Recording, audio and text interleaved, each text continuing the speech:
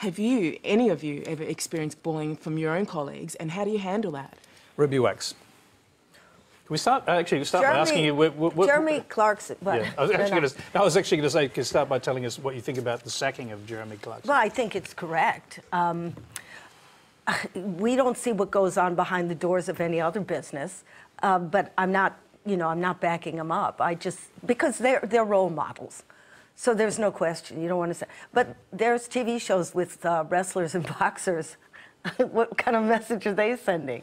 All right, I don't want to confuse the issue. No, it wasn't right. But, in the scheme of things, you're talking about education, you're talking about survival. Who cares, really? I mean, it's Jeremy Clarkson. Why should we even discuss it? Do you know what I'm saying? Well, because the question's been asked about it, it's in the public arena, and we are discussing it. You can choose not to answer if you like. I don't mind, but it seems like Yeah. We're talking about anxiety. I'm talking about stress. I'm talking about bullying, not just with bullying. Yeah, I'm talking about in show business. In show business. Well, why in show business? You know how rampant bullying is in schools. Nobody's doing it. I mean, it's still. Let's talk about young kids. Yeah, well, that's this is out of hand. I wanted to ask about young kids. What messages do you have for young people? Well, it doesn't have to do. Again, I'm going back to it. If there was more counseling, or there was more, the teachers were trained a little bit to see the difference between who's just having a bad hair day and who's really ill. And get a little bit more in there instead of whipping them academically. A little bit of, psychological intelligence wouldn't hurt. But again, we're talking about extraneous things, Jeremy Clarkson.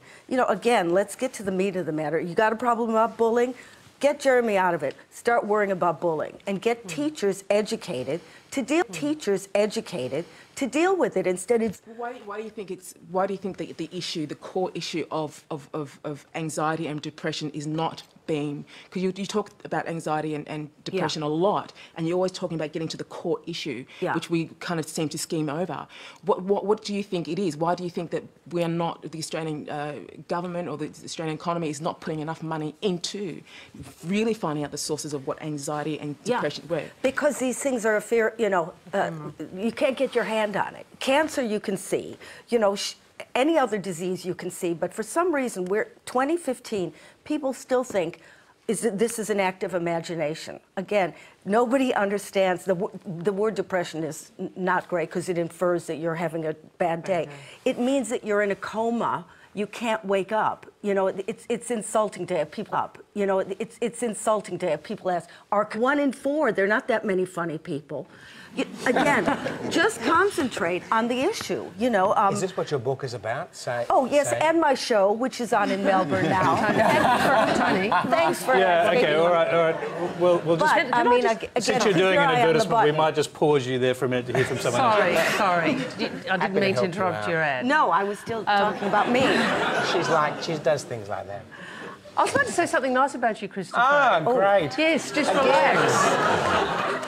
No, I was going to say, I've been interviewed a number of times by people about the bullying I've talked about occasionally that I experienced when I came here to Australia. And I've always thought it was really interesting how much people wanted to ask me about it because they would use it as part of, I suppose, an engagement with young people about different people who'd been bullied in different ways or experienced some form of bullying, and as part of an outreach to young people who are experiencing it. And I wanted to say, one of the things Chris has continued, I hope you have continued this, was something we funded, which was to roll out the Safe Schools program through the Foundation of Young Australians. So that was something I was very passionate about, which was which was about trying to counter particularly homophobic bullying in our schools. And as you know, kids who are gay, lesbian, are more likely to self-harm, more likely to suffer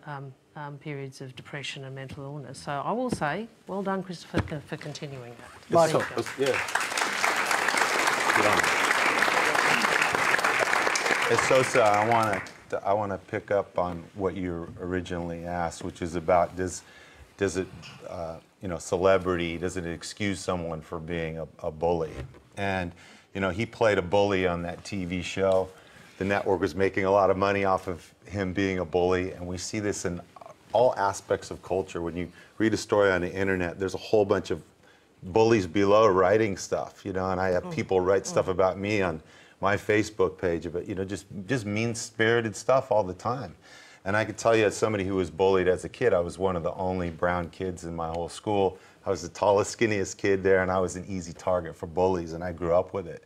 So I'm very sensitive to seeing it in all aspects of society, or the way that we bully outsiders, the way that we bully gay people, the way that we bully refugees, the way that we push people out and marginalize the way people. that politicians bully each other. Yeah, yeah. I mean, we're watching it here. It's all a part of our. It's all a part of our. This is of our friendly society. banter. We've known each other since university days. When we go to the bar Could be a lot afterwards, worse. I'm going to bully Could Chris be a and you'll lot feel worse. it. So friends you're just acting like Yeah. Jeremy is. Yeah. Hey, Michael, we one of the questions Yeah, that was no, asked. I just We're wanted to not say that it's bullying. a part. It's We part like of it each other. of all of our society, and it's a part of all of us. Whatever it is that is lacking in us, we try to push it out at somebody else and try to belittle somebody else to try to big up that part of who we are. You know, and I, you know, people talk about homophobia. I don't think homophobia is being afraid of gay people. It's just being an a-hole. There's a difference, you know.